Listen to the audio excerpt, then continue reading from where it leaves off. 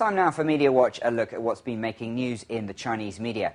3 government officials convicted of selling homes meant for relocated people to other government officials at cheaper rates have been jailed in Zhejiang province. The Zhenjiang Evening News reported that 3 officials from the company that developed the apartments were given suspended sentences of between 1 and 3 years in jail. The trio sold 24 apartments from 2005 to 2006 for about $110 per square foot, 30% below market value. The sales resulted in a loss of almost $2 million for the local government.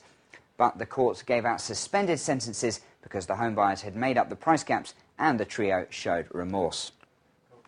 OneHangzhou.com reports that the city of Hangzhou plans to offer 200 yuan, or about $30, for tips, leading to the arrest of beggar gangs that use children and disabled people. The move has come in response to reports that dozens of beggars have converged on the city's downtown area in recent weeks. A typical scenario involves a disabled adult posing as a parent who is paired with a child aged between 7 and 15. The Metropolitan Express said the beggars were likely organised, quoting witnesses as saying that dozens of children and disabled adults were living in 2 vans parked in an open space. The city of Guangzhou is to issue standards for household waste management from the start of next year. A pilot program to test household waste sorting is now underway as Guangzhou fulfills its pledge to become an eco-friendly city. Waste will be sorted into 3 kinds: harmful waste, food residue and domestic waste. Residential buildings will have 2 trash cans on each floor, one for food residue and the other for domestic waste. Data from the Guangzhou Waste Treatment Centre shows that amongst domestic waste, 35% of fabrics, plastic and glass can be recycled. Now, it's not often Britney Spears gets compared to a bus driver from Jiangsu province, but that's exactly what happened after this latest incident. The driver was suspended after he tried to drive his bus while his toddler son lay asleep in his lap. A photo of Yang Hongliang with hands on the steering wheel and toddler sleeping on his lap was posted online, resulting in the driver's suspension and a fine of about $30. The driver was reportedly steering the bus with one hand and answering a mobile phone call with the other. But it seems that Yang got a slightly more favourable reaction than when Britney was pictured driving with her son on her lap. While some people online have said his actions were dangerous, others have crowned him the most awesome driver in history. Macau police have arrested 4 women from Zhuhai and 3 male local residents on charges of making fake marriage deals. The Macau Daily reports the suspects, aged between 22 and 64, were apprehended after police were tipped off about their actions. One of the female suspects married a mentally disabled man 10 years ago and is now a permanent local resident.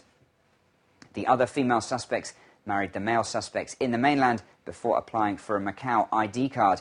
The women reportedly wanted to gain residency in Macau due to the higher salaries and greater job opportunities available compared with those in Zhuhai.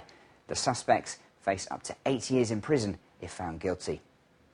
The China Daily has news of a recent gathering of about 30 people at the Boat Bar on Beijing's Liangmahe Road held to screen gay movies. The screening's organizer, Xiao Gang of China Queer Film Talk, admits it wasn't an easy thing to do in China, but hopes that the group's efforts can start to change long-standing prejudice.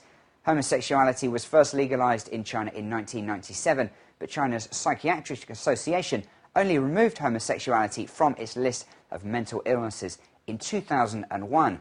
The screening of Mei Mei, a documentary film following the life of a Beijing drag queen back in 2004, will now tour throughout China and will head to Shanghai and Suzhou next month. A paper-cutting piece by Chinese President Hu Jintao has gone on display at the 2nd World Heritage Travel Expo in Macau. The work of art is featured in the Chinese Intangible Cultural Heritage Pavilion and represents a woman returning to her mother's home. Hu Jintao made the paper-cutting piece on the eve of the 2007 Spring Festival during a visit to a village in Gansu province. It's since been displayed in various exhibits around the nation, but this is the first time it's been displayed in Macau. The 3-day expo has attracted almost 80 exhibitors, almost double the number from last year, and hopes to attract 30,000 people in total. And that's today's Media Watch, and in fact that's all we have time for here at BON News. Thanks for watching.